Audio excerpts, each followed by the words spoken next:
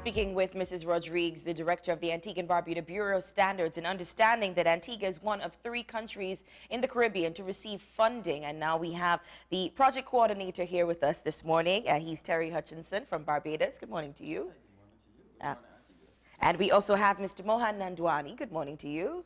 I pronounced it correctly? Yes. I did. All right. He's the manager of finance operations, CARICOM Regional Organization for Standards and Quality. Good morning to you, gentlemen. Welcome to our show here this morning. So Mrs. Rodriguez explained the process now going forward, but could you tell us about the organization, the company based in Barbados? Mr. Nandwani? The CARICOM Regional Organization was formed in 2002 and replaced the CARICOM Standards Council. And basically the mandate of the CARICOM Regional Organization for Standards and Quality, I know it's a mouthful, but we say CROSQ for short, is to develop quality infrastructure in the region. And what that really means is that we put the standards in place, we put the metrology issues in place, we facilitate conformity assessment and accreditation. And those are all the technical aspects associated with what we call putting a quality infrastructure in place in the region, and that's our mandate. That's the mandate now. Yes. So with the funding now that's being made available, and we'll talk now to the project coordinator, Mr. Hutchinson, moving forward now, what is expected of the 3 countries that were selected? As part of this project, we received funding from the Caribbean Development Bank to a tune of in excess of really $750,000 US. A portion of that will be going towards component 1, component 2, and component 3. The National Quality Policy, this is a project being conducted currently, that is part of component 1. And that will be, we will have a series of stakeholder engagements. We will have consultants on the ground frequently gathering information from all the key players in the key sectors throughout Antigua and Barbuda. Because the policy must be tailored for the island itself and not a template that is used across the board. It is also going to dovetail into the regional quality policy that was established and created and also approved by COTED. Now, but would you see similarities, though, between Antigua and Grenada and Suriname that would be able to influence what happens around the rest of the region? Yeah, I mean, we're all Caribbean nations and we have similar cultures, though slightly different. And yes, there will be similarities. So some basic components will be almost identical, but then you get into the specifics of these specific member states. So what is some of the information that you're looking for? There's a team. Is it just the 2 of you here in Antigua, or is it a full team? There's a project. There's a team called Mesopartners, and that's led by Julianne Laudat here in Antigua, along with Mr. Theodore Reddock, and they will be doing the on-the-ground interviews with the various stakeholders. It's very important to get your stakeholders involved. And who are the stakeholders? They're your healthcare persons, they're your manufacturers, there's anybody that would be affected by your national quality policy. You want their input. This is not a top-down policy. This is a policy that we want everybody to embrace in Antigua and Barbuda, much the same way that we want every other country that has a national quality policy to embrace it. And basically they will get the feedback and they will feed that into the national quality policy. What it means is that once persons feel as though that they are contributing to a policy, which is not always the case when it comes to regulation and policy development, and then they have an implementation roadmap, it should be able to roll it out easier, in Antigua and Barbuda. Now, as project coordinator, what are some of the key information that you're looking for from those who are on the ground running and conducting all of these interviews? Well, the consultants are basically looking for, looking at the different quality institutions that makes up the quality infrastructure, because those institutions conduct services as it relates to quality infrastructure, quality infrastructure services, to be more specific. So they're looking at what testing facilities you have, what bodies you have that can do conformity assessment, what metrology laboratories and systems you have in place, those kind of things. And they're also looking at areas as it relates to health, they're looking at areas as it relates to environment. It's a wide and diverse set of information that we'll be collecting. Okay. Now going forward, once this information is collected, what then happens? What then is the next step? Okay. So we are at the inception stage right now. Inception report has been submitted and is currently being reviewed. The next stage is to actually do a gap analysis. They've already started to collect that information. That information then will be used to inform how we go forward from there in developing the draft national quality policy. After the draft, there will be stakeholder consultations again, to get the buy-in and see if there are any other areas that needs to be addressed and so forth. Then we roll out the final quality policy, which will also come with a roadmap and budgetary information, because one thing is to develop a policy, but you also need to be able to implement the policy over time.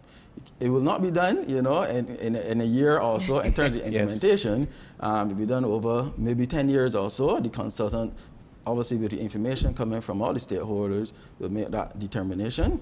But yes, there will be a lot of plans and different minor projects or mini projects, let's say, or micro projects to implement the national quality policy. Now, before we would have even gotten to this stage, this must have taken a while to organize and get together. Of course. I hear everybody say this would have taken a really long time to pull together. But the basis of this now going forward, I mean, how long has this been in the background running and saying this is something that we need to get up off the ground and moving? Well, it all started with a regional quality policy. And basically, we're dovetailing off of the regional quality policy to develop the national quality policies. And just a bit about the work of the cross-queue. We work not only with Ms. Rodriguez, the director of the ABBS, but we work with all of the bureaus in all of the CARICOM member states. And we facilitate the infrastructural development in all of those countries. So not only do we get projects for Antigua and Barbuda, but we also get project development work done for those other countries as well. So when we frame projects, it's not necessarily with a specific country in mind. It's like we see a need in the Caribbean for, in this case, it would have been a national quality policy. And then we seek funding from a donor. And then we ask those donors then to identify to us, and we work with them to identify the various countries, that say, for example, in this case, a regional quality policy could apply. And then those countries apply, and then, who the successful territories, they get the funding and the funding. project then gets up off the ground and running. That's right. Now, there were 3 countries that were selected.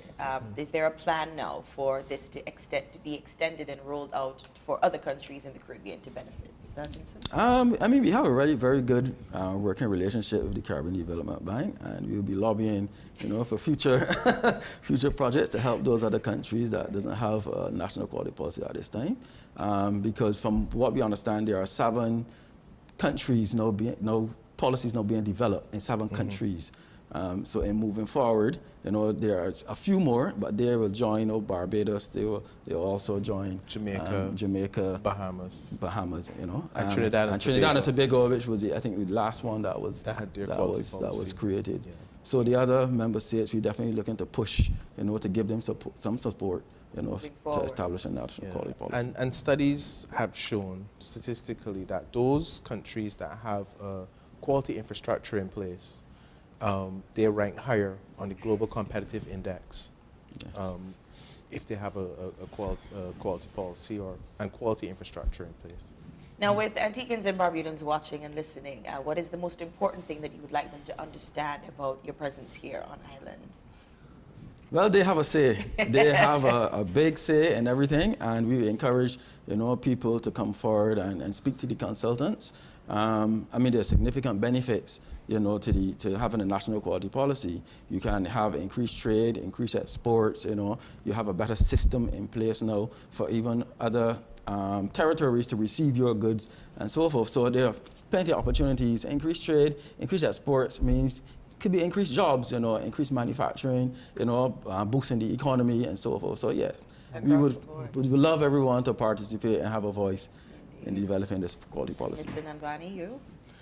I would say, I would endorse everything that Terry is saying, but it's very important for you to have products and services that are comparable worldwide. Anybody coming to Antigua and Barbuda should be able to come here and say, well, I'm very familiar with you know, the services offered at this spa. I'm very familiar with the services offered at this healthcare facility, you know, at this manufacturing plant. And those persons should feel at home, as they would say in the UK or in Canada or wherever they come from.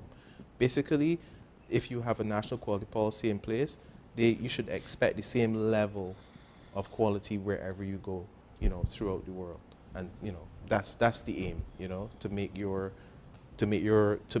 products and services globally competitive. Yeah. Okay. Well, thank you, gentlemen, for being here. How long will you be in Antigua and Barbuda? We'll leave it today. You're leaving today, But we'll be back. you will We'll be back, again. yeah, back and forth, Okay. yeah. All right. Well, thank you for being here this morning and to explain in detail the reason for you being here.